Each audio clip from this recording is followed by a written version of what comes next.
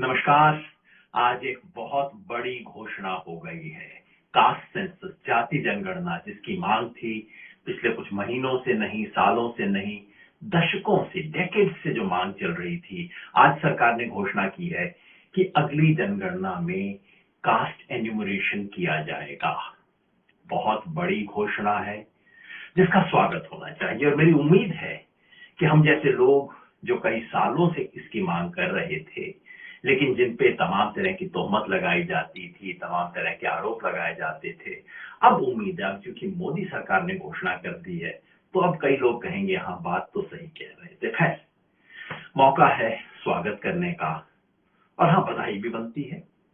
बधाई सरकार को बनती है, मोदी जी को भी बनती है, मगर उससे ज्यादा बधाई बनती है उन्हें जिन्होंने इस सवाल को लेकर दशकों तक संघर्ष किया। 1960 के दशक में पिछड़ा पावे 100 में 60 का संघर्ष करने वाला समाजवादी आंदोलन, कर्पूरी ठाकुर की विरासत, परंपरा, और वहां से लेके समाजवादी आंदोलन ने खास तौर पे और सामाजिक न्याय के लिए संघर्ष करने वाला अम्बेडकर फुले आंदोलन जो है, जिस आंदोलन ने इस सवाल को उठाया, भूलना नहीं चाहिए हमें शरद यादव जी को, जिन्होंने संसद में बड़ी मुखरता के साथ इस सवाल को उठाया। उन सबको बधाई देने का समय है। लेकिन ये सब होने के बावजूद कास्ट सेंसस होने वाला नहीं था अगर राहुल गांधी इस सवाल को जिस शिद्दत से उन्होंने पिछले साल भर से उठाया है, अगर वो ना उठाते। इसमें कोई शक नहीं है। आमतौर पे मैं चीजों के लिए व्यक्तियों को श्रेय नहीं देना चाहता, लेकिन इस बात में कोई दो राय नहीं हो सकती कि ये राहुल गांधी की बतौर लीडर ऑफ ऑपोजिशन पहली जीत है। जिस तरह से उन्होंने इस सवाल को उठाया, अपनी पार्टी के अंदरूनी तमाम विरोध थे, तमाम तरह के स्वर थे, बाहर मखौल उड़ रहा था, उसके बावजूद जिस शिद्दत से इस सवाल को उठाया, कंसिस्टेंटली उठाया, उसने मोदी सरकार के पास कोई रास्ता नहीं छोड़ा बजाय इसके कि वो इसकी घोषणा करें।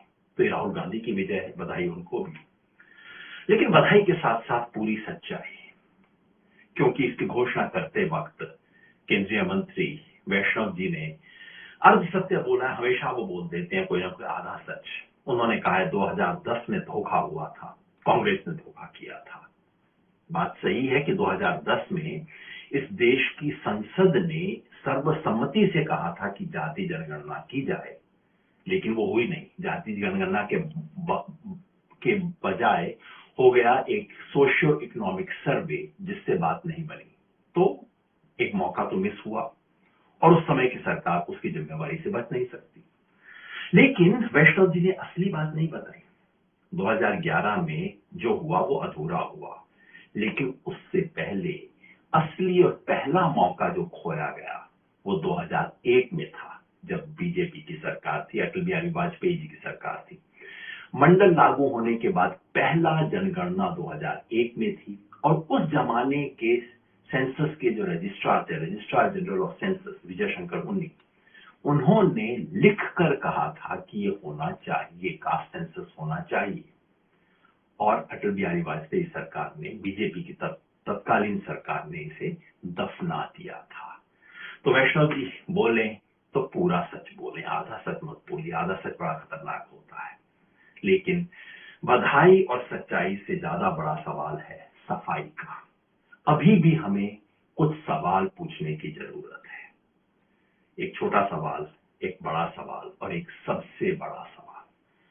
छोटा सवाल ये कि क्या मोदी सरकार पूरे कास्ट सेंसस के लिए राजी हो गई है? भाषा से तो लगता है, लेकिन अभी भी आपको थोड़ा सावधानी बरतनी पड़ेगी, क्योंकि सरकार एक खेल खेल सकती है। सरकार कह सकती है कि SC/ST का एन्यूमरेशन तो हो ही रहा था, हम उसके साथ साथ अब OBC का एन्यूमरेशन और कर देंगे, मगर वो पूरा कास्ट सेंसस नहीं होगा।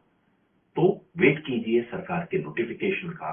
क्या पूरे कास्ट सेंसस के लिए सरकार तैयार है, SC/ST OBC के अलावा बाकी सबका भी? क्योंकि जब तक जनरल का एन्यूमरेशन नहीं होता, तब तक आपको बाकियों का रिलेटिव डिस्ट्रीब्यूशन, कौन कहां है, कौन किससे कितना आगे है, और जाति के विशेषाधिकार का जब तक इस देश में रिकॉर्डिंग नहीं होती, तब तक बाकी कुछ पता नहीं लगेगा। कास्ट सेंसस अधूरा रहेगा अगर वो नहीं होता। इंतजार कीजिए। उससे बड़ा सवाल ये कि सेंसस में कास्ट एन्यूमरेशन करना जरूरी है, बेहद बड़ा कदम है, लेकिन पर्याप्त नहीं है।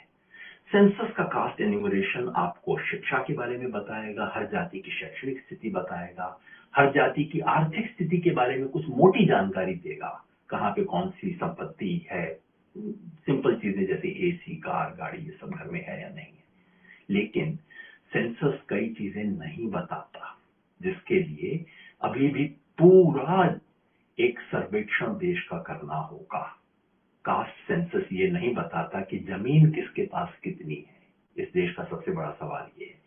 कास्ट सेंसस ये नहीं बताता कि सरकारी अफसर कौन किस जाति के हैं, कितने आईएएस ऑफिसर, कितने लोग कहाँ हैं, ये सूचना कास्ट सेंसस में रिकॉर्ड नहीं होती। सेंसस ये भी नहीं बताता कि इकोनॉमिक एंटरप्राइजेस, दुकान, इंडस्ट्री, कॉर्पोरेट सेक्टर में कौन है। सेंसस ये भी नहीं बताता कि प्राइवेट सेक्टर की अपॉर्चुनिटीज किसके हाथ में है। तो अगर सेंसस से हमें इस देश का पूरा सामाजिक एमआरआई करवाना है, तो सेंसस ऑफ इंडिया में एन्यूमरेशन करना एक कदम है, पर्याप्त नहीं है, बहुत कुछ और होना है। क्या सरकार उसके लिए तैयार है? ये सवाल पूछा जाना चाहिए सरकार से। और फाइनली, सेंसस करवाना, ब्लड टेस्ट करवाना, रिपोर्ट करवाना, एक्सरे करवाना एक कदम है। असली सवाल यह कि इलाज क्या होगा। कांग्रेस ने और इंडिया गठबंधन ने एक बड़ा घोषणा की हुई है। उन्होंने कहा है कि वो रिजर्वेशन पे 50% की लिमिट को हटाएंगे। क्या वो ऐसा होगा? क्या बीजेपी और मोदी सरकार इसके लिए कमिट करती है कि वो 50% की सीमा जो कि सुप्रीम कोर्ट ने लगाई है, उसे हटाकर 9th शेड्यूल में डालें, ताकि सुप्रीम जुडिशरी इसको ब्लॉक न कर सके? मतलब सेंसस तो होगा, लेकिन सेंसस के बाद क्या होगा?